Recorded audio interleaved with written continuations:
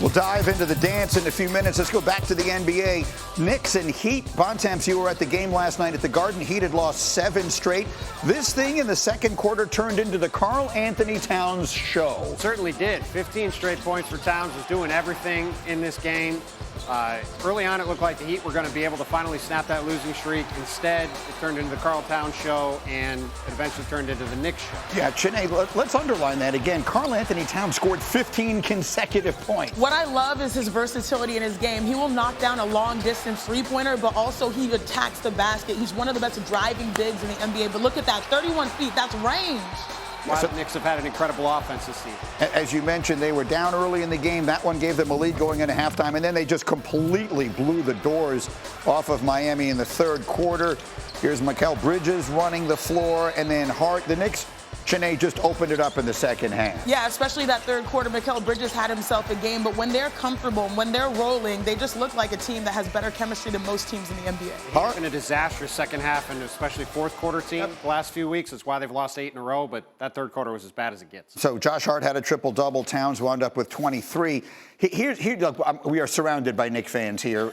Certainly are. Both in our building and as I just walk the streets every single day. And there's sort of a feeling, the sense I get is sort of a feeling of hopelessness. Like, we're good, but we're just clearly not good enough. They're going to play Boston in the second round. For the Knicks, for those of you who are not following the standings, the Knicks are locked into 3. They're not going to get caught, and they're not going to catch Boston. So they're going to play the Celtics in the second round if they get there. Do you give them any chance of beating them? Nope.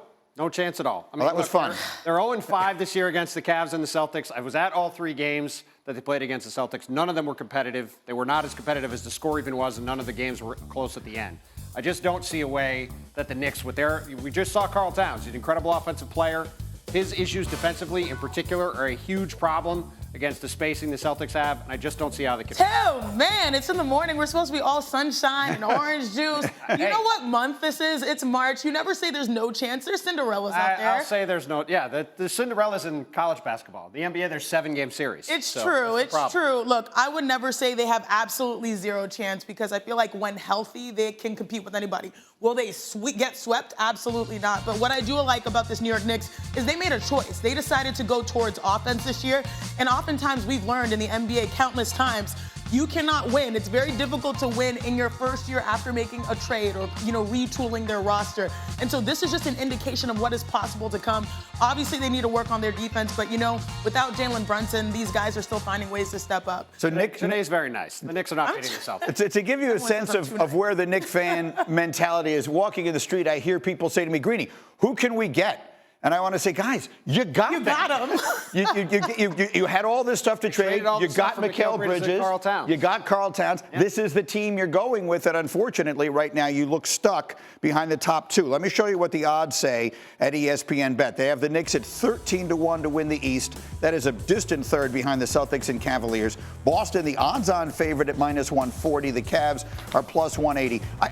Chiney, I touched on this with you yesterday, but I'll make the point more. Look, the Celtics are tremendous. No one's taking away anything from them, and they are the defending champions, and maybe that puts to rest what I'm about to say. Okay. But I'm old enough to remember when this was a Celtic team, and it was mostly the same thing. Now, they've added Holiday, and I think he's a really good leader and glue kind of guy. But this was the team that lost series they weren't supposed to, blew games they weren't supposed to, gave away leads, all those kinds of things. Their path was easier last year. Last year they played Indiana and Dallas. I'm not trying to diminish what they did. They won. To the victors go the spoils. But are we convinced those days are over? Because this Cleveland team they're going to wind up getting in the conference final is way better than anybody they played last year. Yeah, I know the question is potentially, would you bet your house on the Celtics? Would you bet the palatial estate we have you out there in L.A.? In Texas, not in California. Either one. I would not bet my house, but maybe my couch, potentially. And it's a great couch. It's a love sack. If you know love sacks, yeah, that's a big risk. That's a big investment on the Cavs potentially knocking down the Celtics. And I'm not saying that they are going to do it because I do believe that you mentioned Drew Holiday. Kristaps Porzingis is the X factor. Anytime he touches the ball, he's the ultimate unicorn. He forces those bigs for Cleveland to have to go out to the perimeter, and that forces them to play small ball. But if there's going to be one team that is built by design to try to stop them. It's very few times that we celebrate the DeAndre Hunter acquisition. They are making a push now to be able to say, we need someone to guard Jaylen Brown. We need someone to guard Jason Tatum.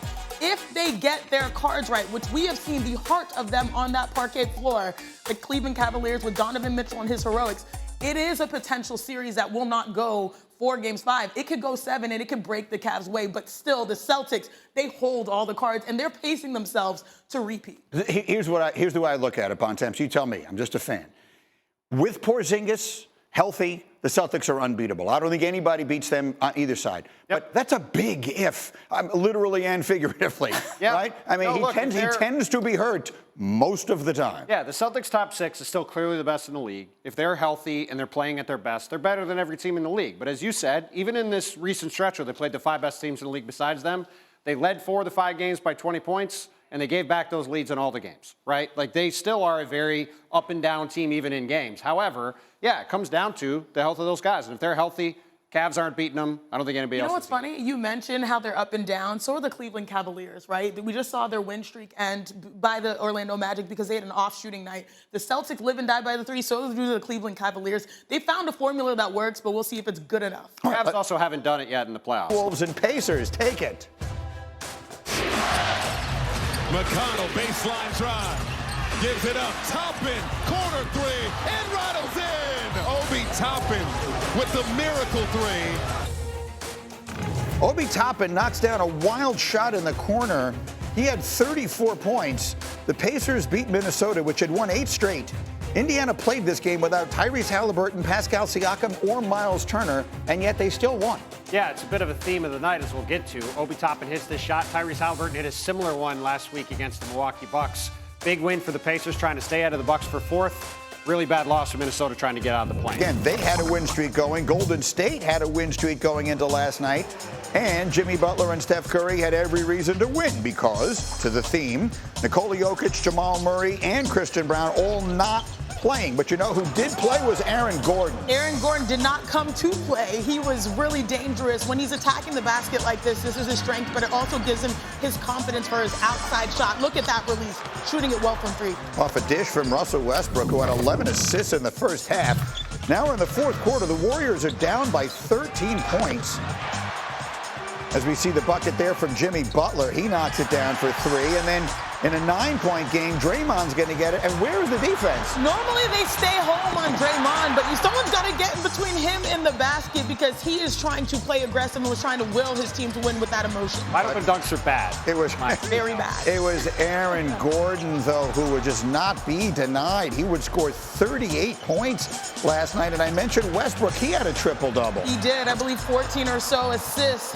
When he's knocking down that 3, you know he's feeling good. 12 points, 16 assists, 11 rebounds for Russell Westbrook. So again, the Nuggets, who basically punted the game away, still find a way to win against a Warriors team that had been red hot.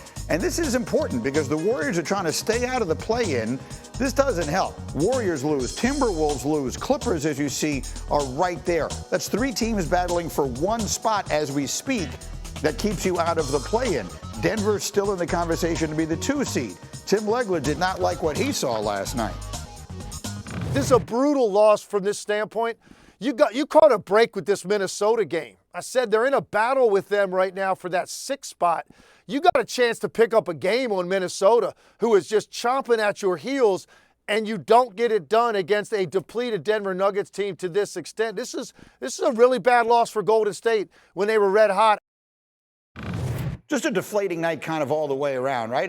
This was sort of, on the NBA schedule, you kind of circle each night or every a couple times a week, like here's a game I'm really interested to see because it'll tell us something. And obviously good for the Nuggets to find a way to win and Aaron Gordon, all the rest of that, but tough that they play this game without their 2 best players. Yeah, the Warriors came into this game 14-2 since the All-Star break. They had a very easy schedule. They're going up against Denver with Nikola Jokic, the reigning MVP, averaging a triple-double. I wanted to see how they would handle him inside, whether they could beat them. I thought it would be a test to see if they actually are a team that can make the Western Conference Finals. Instead, no Jamal Murray, no Christian Brown, no Nikola Jokic. And yeah, Aaron Gordon played well, Russell Westbrook played well, but the game didn't matter. And the problem is for the NBA, a league that's already dealing with the perception that their guys are out too many games and they're having too many nights like this, you have a nationally televised game where Denver had rest nights on both ends of it and sat all their guys. Like, Nikola Jokic is playing through a bunch of stuff. I'm sure he needed a night off. They could look at the schedule. They played the worst team in the league at home on Saturday. Sit him out that game. Play everybody last night, play everybody tomorrow against the Lakers. It's just a horrible look for the league and perpetuates a lot of bad stereotypes about where the league is at. And Tim, you said something, the game didn't matter. When you say that it's only for the Denver Nuggets, it absolutely mattered for the Golden State Warriors. And we heard the sound from Steve Kerr saying, man, my guy Steph, he is tired. You know what that tells me? That they're trying to buy him rest because right now they need to be able to win. If you think about the comparison about who they're trying to keep on their heels, you mentioned the Minnesota Timberwolves. Ant is 23 years old. Steph is 37. Yeah. And so for Steph Curry to be out there and lose a game, which, by the way, when I turned on my TV and said those guys aren't playing, I was like, oh, Dubs got this. What is it? You know, the Warriors are going to win this. The fact that they lost that, to me, just said something. It said something. It said that, you know, without Steph, when he has an off night, this team is truly vulnerable. And to put all of the pressure on him continually, while you got Jimmy Butler, they have some things that they have to address. And I know that this past, you know, what'd you say, 14-2 since they got, you know, the last 16 games. If you think about that, the challenge there is that have they played the top of the top, the best of the best? You could have been tested with Jokic. Now you've got Giannis. Now my eyes are on the Bucks game to say, how do you bounce back? And are you truly good enough? Because now everyone sort of has red alert on the Golden State Warriors. I'll say it again. It's three teams battling for one spot to stay out of the play-in in the West. There could still be some movement because you mentioned the Warriors' schedule is pretty easy the rest of the way. The Lakers could fall back without LeBron, and they have a tough schedule. But one way or another, everyone's trying desperately to stay out of the play-in, not so much because you want to stay away from OKC, although you do, but you just don't want your season to potentially end before the playoffs even begin. The Lakers, I mean, let's give them credit. They play the Spurs. Spurs are depleted, to say the least, with injury. And so the Lakers are supposed to win this game. And, Chiney, they absolutely do. Luka Doncic, someone needs to stop him. Look, it was an off shooting night, but this is one of the ones he made. When he's playing on both ends, you know it's a good day, and you've got that buy-in from J.J. Redick. And you got a great performance last night from Austin Reeves. When he's on the floor, I don't want to say they have a third star. It's not, he doesn't make a big three, but it's like a big two and a third. It's a big 2 and, yeah, 3/4. I'm not mad at it again. I said this before. What's the difference? Like, how do you name a player that's not an all-star but better than a role player? It's literally Austin Reeves. No, he's playing great. He would score 30 points in this game last night. Look at LeBron, loves what he sees. Later in that quarter, the Lakers are up 19, by the way. That's Jackson Hayes off a nice dish. Transformed the look of their post players. Luka Doncic once upon arriving. Yeah, exactly. I mean, he just needs someone to go up there and catch it and dunk it when he throws it up to them perfectly. Luka had an off shooting night, as you mentioned. He would score 21, 5 of 20 from the floor, but 14 assists, 9 rebounds, and the Lakers do what they're supposed to do. They get the win. And so where are we with them right now? You mentioned they do have a really tough schedule. They had the compression of all of their games, which was terribly unfortunate, and nothing they could do about it because the fires in LA had the postponements and everything else. Yep. We don't know exactly, unless you know more than I do, about when LeBron is going to be back. Relatively soon, but not soon enough. They need to stay out, like everybody, they need to stay out of the play-in. Yeah, if the Lakers can stay in the top 6 in the West, they're going to go into the playoffs with Luka Doncic and LeBron James healthy and feel like they can beat anybody. But as you said, if you get in the play-in, yeah, you could wind up in the 1-8, certainly with the Thunder, which you don't want to do. I think they're clearly the best team in the West. But on top of that, you put yourself in a situation where you have a bad shooting night or two, or you have a bad sprained ankle or something, you can go home before the playoffs even start.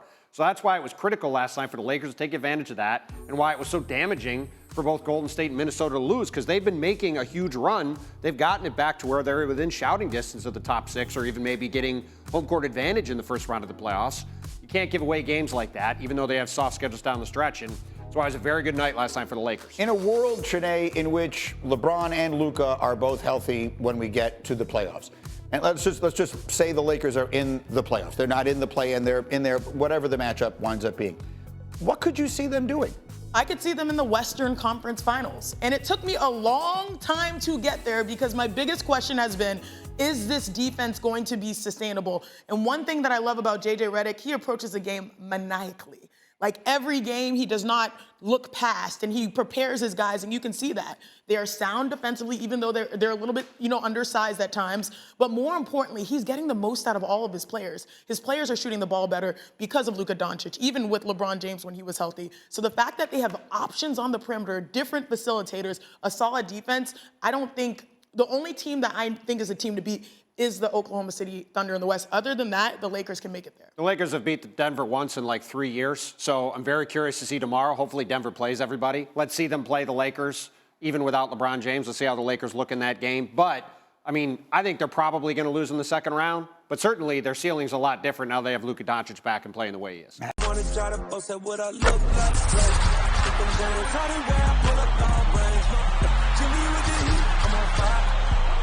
NBA